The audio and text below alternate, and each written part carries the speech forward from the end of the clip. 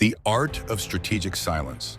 Mastering the art of influence is a subtle craft, and while many philosophers have proposed various methods to achieve it, the German thinker Arthur Schopenhauer suggested a unique, counterintuitive approach: playing dumb.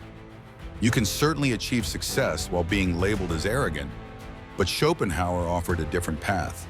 He explained how one can become successful and deeply respected anywhere in the world simply by concealing one's intellect. When Schopenhauer was just 19 years old, his mother penned a letter to him criticizing his obsessive need to always know better than everyone else. She pointed out that his cleverness, however exceptional, was ultimately useless to the world if his positive qualities were constantly overshadowed by an urge to master and correct things beyond his control.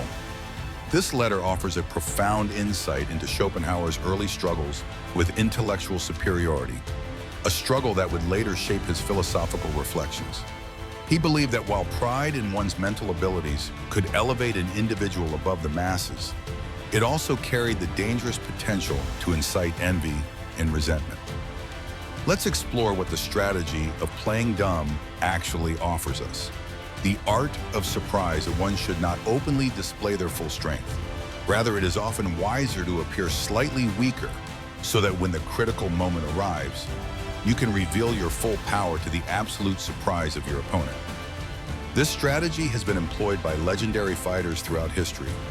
It is the art of surprise, pretending to be less capable than you truly are to mislead opponents, only to act decisively when the time is right to secure victory. As Sun Tzu famously said, all warfare is based on deception. Hence, when we are able to attack, we must seem unable. When using our forces, we must appear inactive.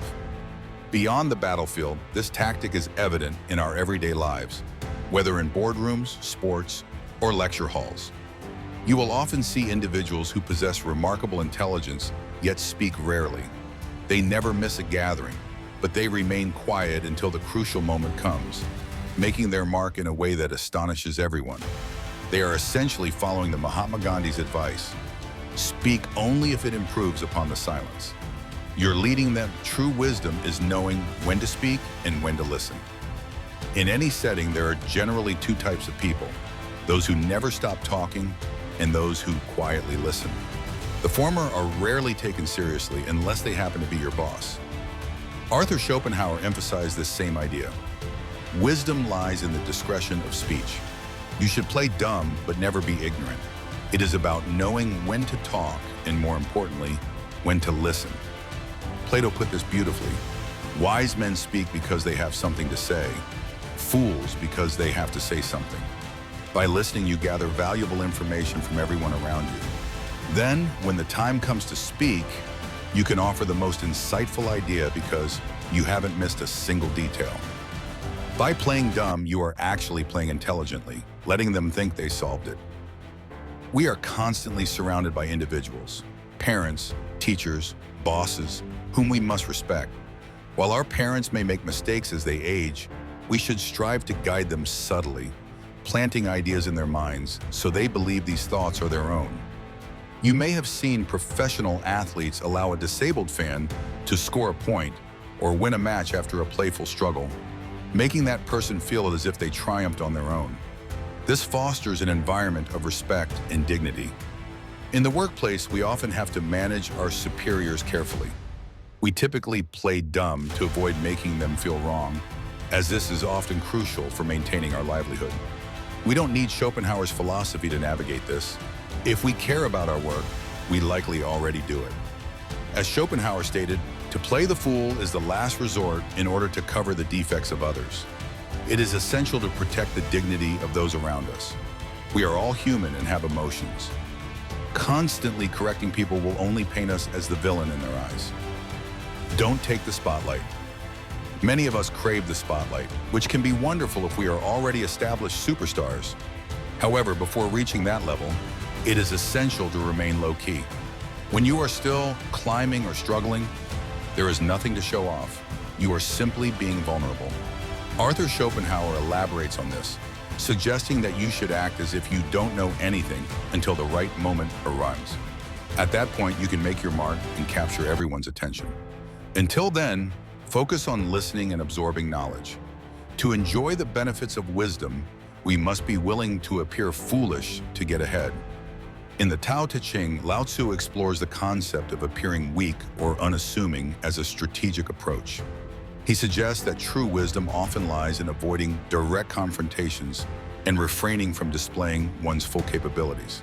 He states, "The sage wears rough clothing and holds the jewel in his heart."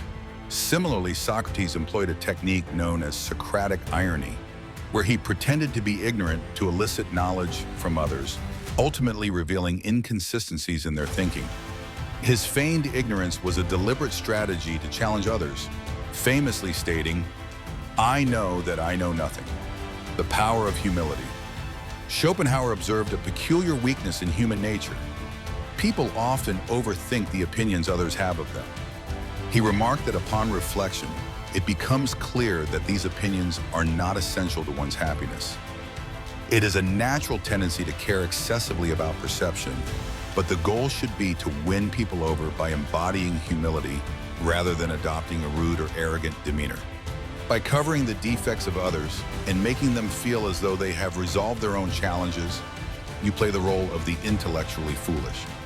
In doing so, you position yourself as an underdog, ultimately earning the respect of those around you. Be kind and compassionate, for everyone is fighting their own battles. You have likely heard people talk about colleagues who are nothing but show-offs, those who, after any victory, flaunt their success and rub it in others' faces. Such behavior is rarely admired. Frank Lucas captured this perfectly. The loudest one in the room is the weakest one in the room. Arthur Schopenhauer wasn't a fan of boasting either. He suggested that one could win people over more effectively by playing the fool. If others don't expect you to win and then you do, responding as if it's not a big deal, as if it simply happened by chance, will make them see you as humble. This humility can be even more impressive than the victory itself. These are the interpretations of Arthur Schopenhauer's philosophy from the Quiet Folds.